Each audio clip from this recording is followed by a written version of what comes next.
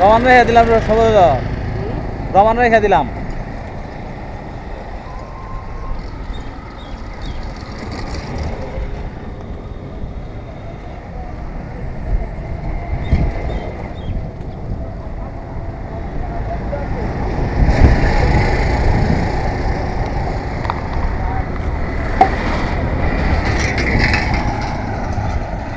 Someshwari bridge.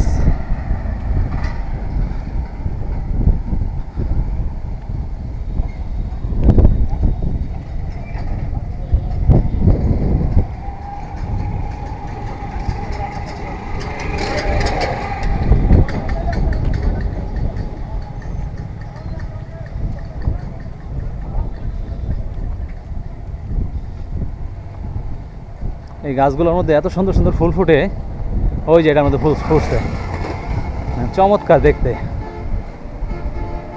দেখতে খুবই চমৎকার। ওই যে গাছে কি সুন্দর ফুল ফুটছে, গাছের ভিতরে গাছ, তার ভিতরে আছে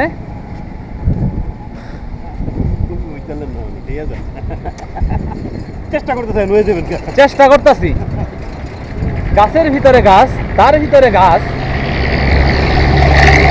তার ভিতরে কত নাচ।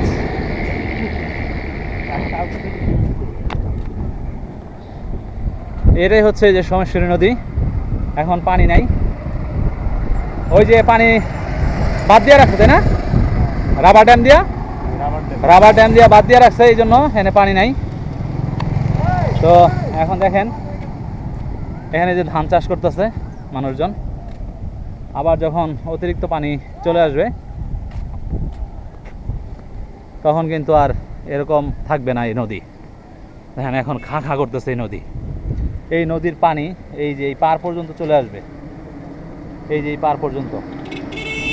ওই যে দাগ দেখা যায় ধান গাছের গোছা।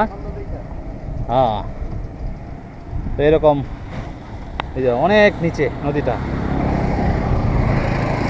অনেক নিচে। তো এর মধ্যে দিয়ে যখন পানি প্রবাহিত হবে তখন কি ভয়ানক দৃশ্যের সৃষ্টি হবে সেটা অনুমান করা যায়। ওইখানে বালু উত্তোলন করতেছে, এগুলো যে বালু উত্তোলন করে বিক্রি করে। এই একবার ধান চাষ করা যায়, এই ধান চাষ করার পরে আর শেষ এর কাজ, আর কোনো কাজ নাই। হ্যাঁ, জ্বলে গেছে গা।